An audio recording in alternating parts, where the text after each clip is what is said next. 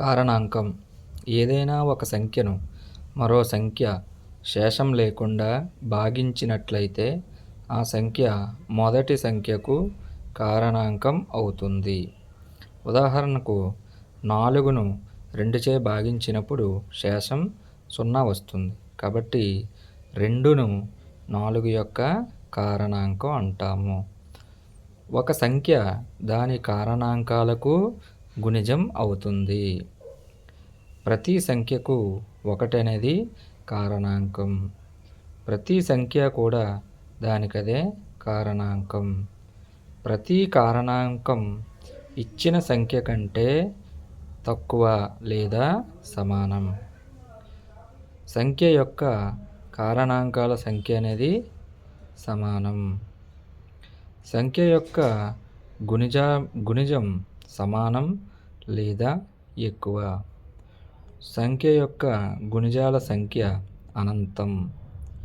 ప్రతి సంఖ్య దానికదే గుణిజం అవుతుంది. ఒక సంఖ్య యొక్క కారణాంకాల మొత్తం 2 రెట్లకు సమానమైన ఆ సంఖ్యను పరిపూర్ణ సంఖ్య అంటారు. ఉదాహరణకు 6 తీసుకోండి. 6 యొక్క కారణాంకాలు 1, 2, 3, 6. వీటి మొత్తం చేస్తే మనకి ఇక్కడ 12 అవుతుంది. అంటే 6కి 2 రెట్లు. కాబట్టి ఇక్కడ 6ని మనం పరిపూర్ణ సంఖ్య అంటాము. అదేవిధంగా ఇక్కడ 28 తీసుకున్నట్లయితే 28 కారణాంకాలు 1, 2, 4, 7, 14, 28. వీటి మొత్తం 56. అంటే దీనిని రెట్టింపు చేయగా 56 అనేది వస్తుంది. కాబట్టి 28 కూడా ఇక్కడ మనకి పరిపూర్ణ సంఖ్య అవుతుంది. నెక్స్ట్ ప్రధాన సంఖ్యలు. ప్రధాన సంఖ్యలను జల్లెడ పద్ధతిలో కనుగొనవచ్చని చెప్పింది ఎరటోస్తనీస్, గ్రీకు శాస్త్రజ్ఞుడు. 3వ శతాబ్దంలో చెప్పడం జరిగింది. కారణాంకాల సంఖ్య 2గా గల సంఖ్యలనే మనం ప్రధాన సంఖ్యలు అంటాము. ఉదాహరణకు 2 తీసుకుంటే 2 1 మరియు అదే సంఖ్య అయినటువంటి 2తో మాత్రమే నిశ్శేషంగా భాగించబడుతుంది. ఇక్కడ ఉన్నటువంటి అంకెలన్నీ కూడా మనకి ప్రధాన సంఖ్యలే. ఇవన్నీ కూడా 1 మరియు అదే సంఖ్యతో నిశ్శేషంగా భాగించబడతాయి. మనకి ఇలాంటి సంఖ్యలు 100 లోపు ఎన్ని ఉంటాయి అంటే 25 ఉంటాయి. 100 లోపు గల ప్రధాన సంఖ్యలు 25. తర్వాత సంయుక్త సంఖ్యలు. కారణాంకాల సంఖ్య 2 కంటే ఎక్కువగా ఉన్న సంఖ్యలనే మనం సంయుక్త సంఖ్యలు అంటాము. ఉదాహరణకు 4 తీసుకోండి. 4 యొక్క కారణాంకాలు ఏంటి? 1, 2, 4. సో ఇక్కడ 4కి కారణాంకాలు 3 వచ్చాయి. అంటే 2 కంటే ఎక్కువ. కాబట్టి 4 అనేది ఇక్కడ సంయుక్త సంఖ్య అనేది అవుతుంది.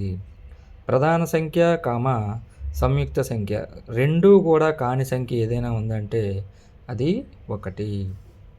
సరి సంఖ్యలు. సరి సంఖ్యలు అంటే 2తో భాగించబడేవన్నీ కూడా సరి సంఖ్యలే అవుతాయి. బేస్ సంఖ్యలు 2చే భాగించగా శేషము 1 వచ్చే అంకెలు అన్నమాట. వీటిని మనం బేస్ సంఖ్యలు అంటాము. సరి ప్రధాన సంఖ్య 2. సాపేక్ష లేదా పరస్పర ప్రధాన సంఖ్యలు. సామాన్య కారణాంకం 1గా గల సంఖ్యల్ని మనం సాపేక్ష లేదా పరస్పర ప్రధాన సంఖ్యలు అంటాము. ఉదాహరణకు 4, 15 తీసుకున్నట్లయితే 4 యొక్క కారణాంకాలు 1, 2, 4. అదేవిధంగా 15 యొక్క కారణాంకాలు 1, 3, 5, 15. ఈ రెండిట్లో కూడా కామన్గా ఉన్న నెంబర్ ఎంత? 1. అంటే ఈ రెండాటి యొక్క ఉమ్మడి కారణాంకం 1. కాబట్టి ఈ రెండిటిని కూడా మనం సాపేక్ష ప్రధాన సంఖ్యలు అంటాము. భాజనీయత సూత్రాలు. 2, 5, 10 ఈ 3 యొక్క భాజనీయత సూత్రం మనం ఒకట్ల స్థానం చూసుకోవాలి. ఉదాహరణకు 10 తీసుకున్నట్లయితే ఒకట్ల స్థానంలో 0 ఉంది. 0 అనేది 2చే నిశ్శేషంగా భాగించబడుతుంది, 5చే నిశ్శేషంగా భాగించబడుతుంది, 10చే కూడా నిశ్శేషంగా భాగించబడుతుంది. కాబట్టి ఈ విధంగా మనం చెప్పవచ్చు. అదేవిధంగా 3కి 9 యొక్క భాజనీయత సూత్రం. దీనికి మనం అంకెల మొత్తం చేయాలి. అంకెల మొత్తం లేదా అంకమూలం చేయాలి. ఉదాహరణకు 33 తీసుకోండి, 133 తీసుకోండి. చూసుకున్నట్లయితే అంకెల మొత్తం చేయాలి. 1 + 3 + 3 టోటల్ మనకి ఇక్కడ 7 వచ్చింది. ఈ 7 అనేది 3వ ఎక్కంలో 3చే నిశ్శేషంగా భాగించబడదు. కాబట్టి ఈ సంఖ్య ఇచ్చినటువంటి 133 అనే సంఖ్య 3చే నిశ్శేషంగా భాగించబడదు. అదేవిధంగా ఇక్కడ మనకి మొత్తం చేస్తే 9 వచ్చింది. 9 అనేది 7 వచ్చింది. 7 అనేది 9చే నిశ్శేషంగా భాగించబడదు. కాబట్టి 133 అనేది 9చే నిశ్శేషంగా భాగించబడదు. అదేవిధంగా 4 యొక్క భాజనీయత సూత్రం. 4 యొక్క భాజనీయత సూత్రం మీరు గమనించినట్లయితే ఒకట్లు మరియు పదుల స్థానం చూడాలి, తీసుకోవాలి. ఒకట్లు పదుల స్థానం ఇక్కడ ఇచ్చినటువంటి సంఖ్య 164. ఇందులో ఒకట్లు మరియు పదుల స్థానంతో ఏర్పడినటువంటి సంఖ్య 64. ఇప్పుడు ఈ 64ని 4చే భాగించగా శేషం 0 వచ్చింది. కాబట్టి 164 4చే నిశ్శేషంగా భాగించబడుతుంది. అదేవిధంగా 8 యొక్క భాజనీయత సూత్రం. ఒకట్ల స్థానం, పదుల స్థానం, వందల స్థానం 3 స్థానాలను మనం తీసుకోవాలి. ఇచ్చినటువంటి సంఖ్య 8168. దీనిలో ఒకట్లు, పదులు, వందల స్థానంతో ఏర్పడినటువంటి సంఖ్య 168. దీన్ని మీరు భాగించి చూస్తే శేషం 0 వస్తే ఈ సంఖ్య 8చే నిశ్శేషంగా భాగించబడుతుంది. అదేవిధంగా 6 యొక్క భాజనీయత సూత్రం. 6 యొక్క భాజనీయత సూత్రం 6 నెల రాసుకోవచ్చు మనం. 2 × 3 2 × 3 కాబట్టి 2తోనూ నిశ్శేషంగా భాగించబడాలి, 3తోనూ నిశ్శేషంగా భాగించబడాలి. ఈ రెండింటితోని కూడా ఖచ్చితంగా నిశ్శేషంగా భాగించబడాలి. ఉదాహరణకు 36 తీసుకోండి. 2 యొక్క భాజనీయత సూత్రం ఏం చెప్పాం మనం? ఒకట్ల స్థానం చూసుకోవాలి. ఇక్కడ ఒకట్ల స్థానంలో ఎంత ఉంది? 6. మరి 2చే నిశ్శేషంగా భాగించబడుతుంది కదా 6, కాబట్టి అవుతుంది. అదేవిధంగా 3 యొక్క సూత్రం ఏం చెప్పాము మనం? అంకెల మొత్తం చేయాలి. ఇదిగో అంకెల మొత్తం చేయండి. 3 + 6 = 9. 9 అనేది 3చే నిశ్శేషంగా భాగించబడుతుంది. కాబట్టి ఇక్కడ మనకి 2తోనూ నిశ్శేషంగా భాగించబడింది, 3తోనూ కూడా నిశ్శేషంగా భాగించబడింది. కాబట్టి 6తో కూడా నిశ్శేషంగా భాగించబడుతుంది. అదేవిధంగా 11 యొక్క భాజనీయత సూత్రం. 11 యొక్క భాజనీయత సూత్రం చూసుకున్నట్లయితే ఇక్కడ మీరు ఒక సంఖ్య చూసుకోండి. 3, 0, 8, 9 అనే నెంబర్ ఇచ్చాడు. ఏమీ లేదు, స్థానం విడిచి స్థానం కలపాలి. ఏం చేయాలి? స్థానం విడిచి స్థానం కలిపినట్లయితే ఇక్కడ మనకి 9 + 0 9 అవుతుంది. తర్వాత మిగిలినవి ఏవైతే ఉన్నాయో అవి 8 + 3 11. 11లో నుంచి 9 కానీ లేదా 9లో నుంచి 11 కానీ తీసేస్తే 2 అనేది వస్తుంది మనకి. కాబట్టి ఇది మనకి 11చే నిశ్శేషంగా భాగించబడదు. అదేవిధంగా ఇక్కడ ఒక నెంబర్ తీసుకోండి. 6, 1, 8, 0, 9. ఏం చెప్పాను? స్థానం విడిచి స్థానం 9, 8, 6 కలిపితే మనకి 23 వచ్చింది. అదేవిధంగా మిగిలిన నెంబర్లు ఏంటి? 0, 1. 2 కలపండి, 1 వస్తుంది. ఈ రెండాట్లి భేదం 23 - 1 22. 22 అనేది మనకి 11వ ఎక్కంలో వస్తుంది. ఇక్కడ మనకి 24 యొక్క కారణాంకాల సంఖ్య అడిగాడు. కారణాంకాల సంఖ్య, అదేవిధంగా సరి కారణాంకాల సంఖ్య. కారణాంకాలు చూసినప్పుడు అందులో సరి సంఖ్యలు కూడా ఉంటాయి కాబట్టి సరి కారణాంకాల సంఖ్యను కూడా మనం కనుక్కోవాలి. అదేవిధంగా బేసి కారణాంకాల సంఖ్య. కారణాంకాల మొత్తం, సరి కారణాంకాల మొత్తం, బేసి కారణాంకాల మొత్తం కనుక్కోవాలి. అందుకోసం ముందు మనం 24ని తీసుకుందాం. 24ని మొదట 2తో భాగించాలి. 2 12 24. అదేవిధంగా 2 6 12, 2 3 6. కాబట్టి మనం దీన్ని ఈ విధంగా రాసుకోవచ్చు. 2 × 2 × 2, 2 × 2 × 2 అంటే 2³ 3⁻1. కారణాంకాల సంఖ్య కావాలి అంటే ఈ మీదన ఎంతైతే ఉందో 3 కదా, 3కి ఇక్కడ 1 కలపాలి. 3కి ఇక్కడ 1 కలిపాము. అదేవిధంగా ఇక్కడ ఎంత ఉంది? 1 ఉంది. 1కి ఇంకొకటి కలపాలి, 2 అవుతుంది. కాబట్టి 3కి 1 కలిపితే 4, 1కి 1 కలిపితే 2, 4 2 8. కాబట్టి దీని యొక్క అంటే 24 యొక్క కారణాంకాల సంఖ్య 8. ఆ విధంగా వస్తుంది. అదేవిధంగా సరి కారణాంకాల సంఖ్య, దీనికి మనం ఏం చేయాలి అంటే ఇక్కడ మనం 3 మాత్రమే తీసుకోవాలి. అదేవిధంగా 1 + 1 అనేది తీసుకోవాలి. 3 2 6. అదేవిధంగా బేసి కారణాంకాల సంఖ్య అంటే 1 + 1 2. మళ్ళీ చెప్తున్నాను, సరి కారణాంకాల సంఖ్య కావాలి అంటే ఇక్కడ ఓన్లీ 3 తీసుకుంటారు. దీనికి 1 అనేది తీసుకోకూడదు. అదేవిధంగా 1 + 1 2, 3 2 6.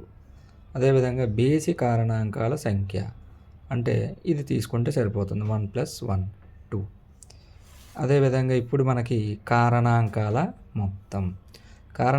మొత్తం అంటే ఇక్కడ చూడండి 2³ కాబట్టి 2³ మనం షార్ట్ కట్ ఇది 2⁻0 + 2⁻1 + 2² + 2³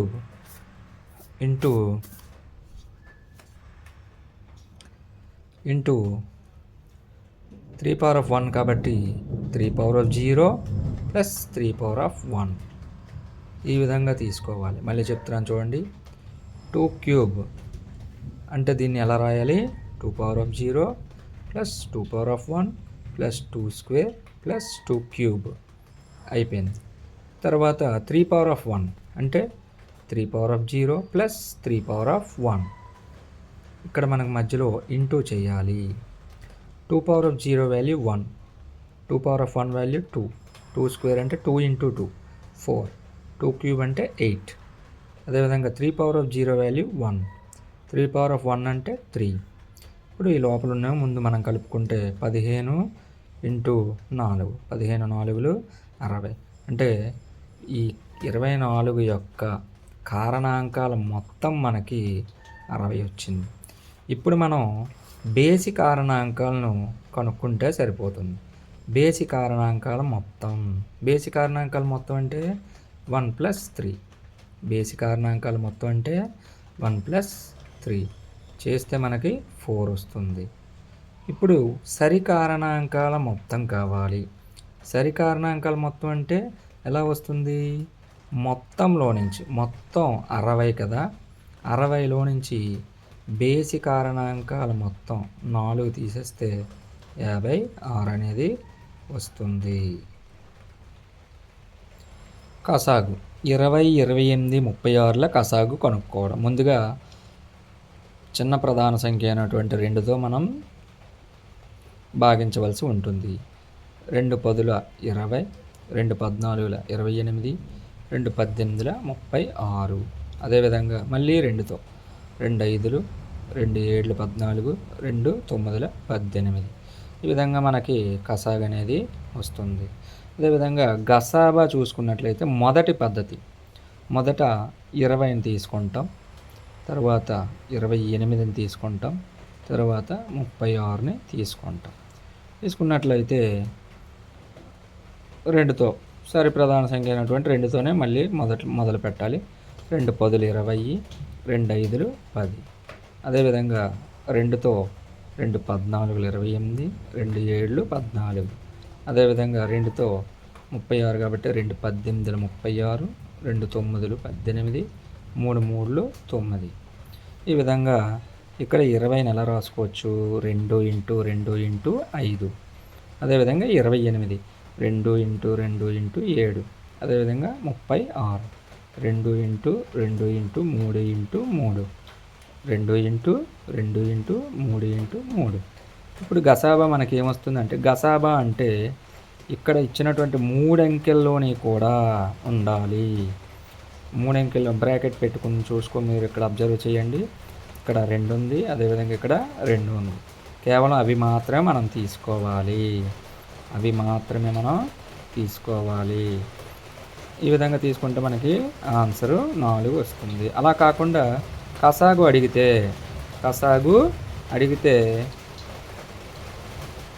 ఇక్కడ 2, ఈ 3లో కామన్గా 2 తీసుకుంటాం. మిగిలిన ఏవైతే ఉన్నాయో అవన్నీ ఇంటూ వేసేస్తాము. పైన మీరు గమనించవచ్చు. ఇక్కడ రెండవ పద్ధతి, గసాబాలో రెండవ పద్ధతి. ఇచ్చినటువంటి అంకెలు ఏంటంటే 20, 28, 36. ఏవో 2 నెంబర్లు తీసుకోండి. మొదట 20, 28 తీసుకున్నాను. 20తో 28ని భాగిస్తే గమనించండి, 21లో 20 కాబట్టి తీసివేస్తే 8 వస్తుంది మనకు శేషం. ఈ 8తో ఇక్కడ ఉన్నటువంటి నెంబర్ ఏదైతే ఉందో దాన్ని మనం భాగించాలి. 8తో 20ని భాగిస్తే 8 2 16 కాబట్టి తీసివేస్తే 4 వస్తుంది. మళ్ళీ ఈ 4ని తీసుకొని ఇక్కడ 8 ఏదైతే ఉందో ఈ 8ని మధ్యలో వేయాల్సి ఉంటుంది. 4 2 8 కాబట్టి మనకి ఇక్కడ ఎంత వచ్చింది? 4 వచ్చింది. ఈ 4 ప్లస్ ఇక్కడ మిగిలిపోయిన నెంబరు 36. చూడండి, 4 ఇక్కడ మిగిలింది 36. 4 9ల 36 కాబట్టి మనకి గసాబా 4. ఇక్కడ మనం 2 పద్ధతుల్లో చేసినా కానీ ఆన్సరు 4 వచ్చిందన్నమాట. ఇక్కడ పై ఉదాహరణకి చెప్పడం జరిగింది కసాగు గసాబా. ఇక్కడ మీరు గమనించండి, భిన్నాల రూపంలో కసాగు గసాబా కనుక్కోమంటే, భిన్నాలు ఇచ్చి కసాగు గసాబా కనుక్కోమంటే ఏమీ లేదు, లవాలు ఏవైతే ఉన్నాయో వాటికి కసాగు కనుక్కోండి. ముందు లవాలకి కసాగు కనుక్కుంటే 32 వస్తుంది మనకి. 32. అదేవిధంగా 5, 15, 75ల గసాబా అంటే మూడింటిలోనే కూడా గరిష్ట సామాన్య భాజకం 5. భిన్నాల కసాగు ఫార్ములా లవాల కసాగు బై హారాల గసాబా 32/5 వస్తుంది. అదేవిధంగా గసాబా, భిన్నాల గసాబా కనుక్కోమంటే లవాల గసాబా బై హారాల కసాగు. లవాల గసాబా బై హారాల కసాగు. లవాల గసాబా ఎంత వచ్చింది? లవాల గసాబా అంటే ఇక్కడ మీరు గమనించండి, లవాల గసాబా 4, హారాల కసాగు 75. మీరు కట్టాలి. లవాలు కసాగు గసాబా 2 కడితే మీరు ఆన్సర్ అనేది వస్తుంది. కసాగు మరియు గసాబాల మధ్య సంబంధం. కసాగు ఇంటూ గసాబా = 2 సంఖ్యల లబ్ధం. ప్రశ్న: 2 సంఖ్యల కసాగు 72, గసాబా 12. అందులో ఒక సంఖ్య 24 అని ఇచ్చాడు. రెండవ సంఖ్యని కనుక్కోమన్నాడు. ఇక్కడ మనం చెప్పిన ఫార్ములా ఏంటి? కసాగు ఇంటూ గసాబా = 2 సంఖ్యల లబ్ధం. కసాగు ఎంత ఇచ్చాడు? 72. ఇదిగో 72. కసాగు ఇంటూ గసాబా ఎంత ఇచ్చాడు? 12. ఇదిగో 12. కసాగు ఇంటూ గసాబా = ఇందులో మొదటి సంఖ్య 24. ఇదిగో 24. లబ్ధం అంటే గుణకారం ఇంటూ రెండవ సంఖ్య మనము x అనుకుంటాం. అప్పుడు మనం సాల్వ్ చేస్తే ఈ x కావాలి కాబట్టి దీన్ని ఇక్కడ ఉంచుకొని 24ని అవతలకు పంపిస్తే ఇక్కడ గుణిస్తుంది కాబట్టి అవతల వైపు వెళ్తే భాగిస్తుంది. 24 1లు 24, 3 12, 36. ఈ విధంగా 2 సంఖ్యల గసాబా 7. భాగాహార పద్ధతిలో గసాబా కనుగొనగా వాటి భాగఫలాలు వరుసగా 1, 2, 3 అయిన ఆ సంఖ్యలు ఏవి అని అడిగాడు. 2 సంఖ్యల గసాబా 7 అని ఇచ్చాడు కాబట్టి ఇక్కడ మీరు గమనించినట్లయితే భాగఫలాలు ఎన్ని వచ్చాయి? 3 స్టెప్పులు వేసుకోవాలి. Step 1, step 2, step 3. చివరగా మనకి గసాబా ఎంత వచ్చింది? 7. ఇక్కడ చివరి నుండి మనం వేసుకొని రావాలి. 7 వేస్తాము. ఇక్కడ భాగఫలం చివరిది ఎంత? 3. ఇక్కడ 3 వేస్తాము. 7 3 21, శేషం 0. అదేవిధంగా తర్వాత ఇక్కడ 21ని ఎక్కడ వేయాలి మనము అంటే ఈ పైన వేసుకోవాలి. ఈ 21ని ఈ పైన వేసుకొని భాగఫలం రెండో భాగఫలం ఎంత వచ్చింది? ఇక్కడ 2 వచ్చింది. 21 2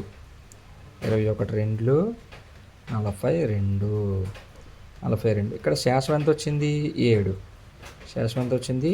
7. అంటే పైన 42 + 7 కలిపితే 49.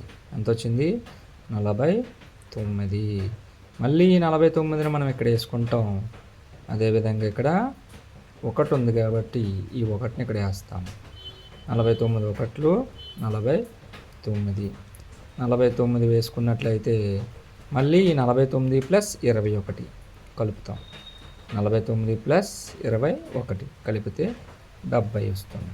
కాబట్టి మనకు కావాల్సినటువంటి 2 సంఖ్యలు ఏంటి? 49, 70. మళ్ళీ చెప్తున్నాను చూడండి. 2 సంఖ్యల గసాబా 7.